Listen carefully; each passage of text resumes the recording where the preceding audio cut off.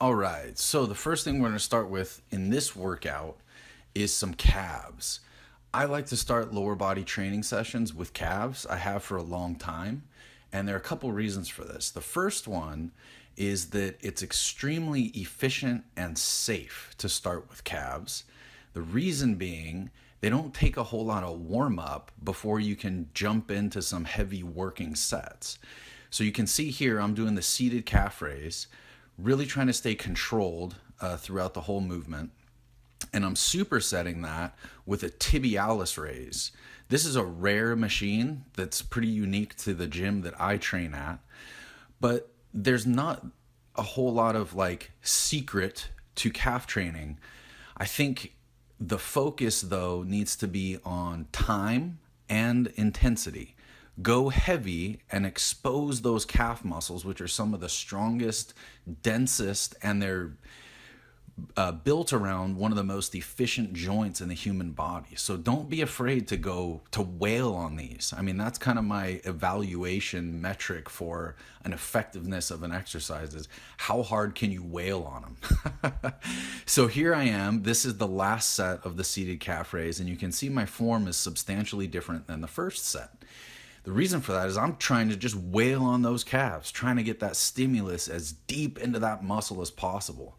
So don't cheat. So I'm not using the handles to help me, although I will at the end because I almost fail.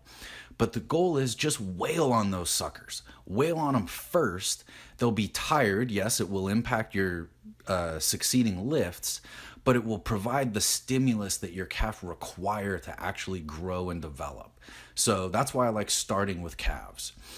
After calves, I move into the main movement, which is in the upper left quadrant, the deadlift.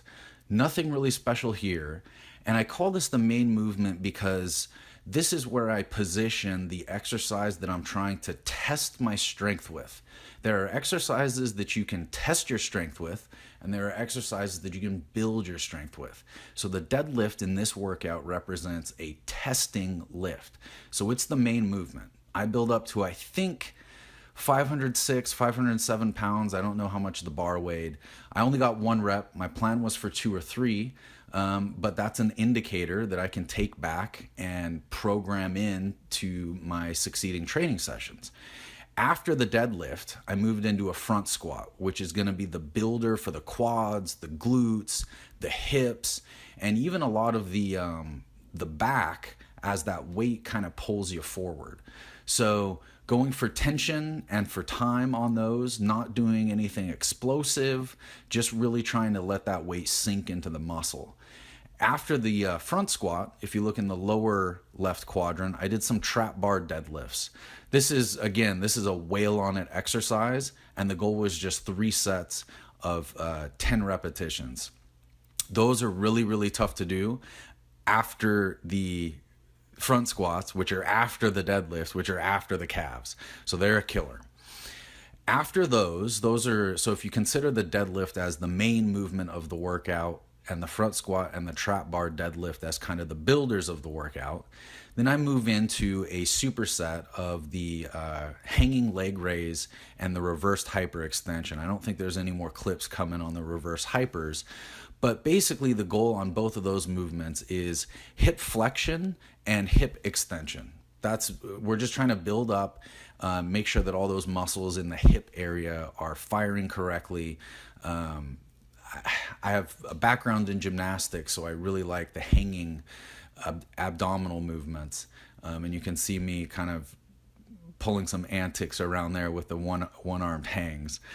Anything you can do to kind of stimulate that area is helpful. Those exercises are not intended to build a whole lot of muscle. They're more for preservation, which is the exact same reason why I do the stretching at the end.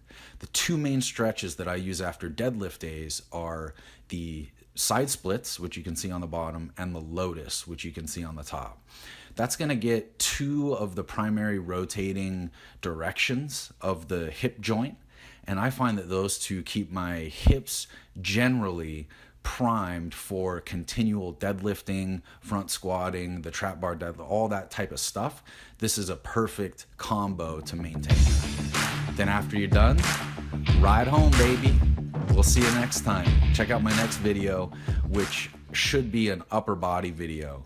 But until then, lift heavy.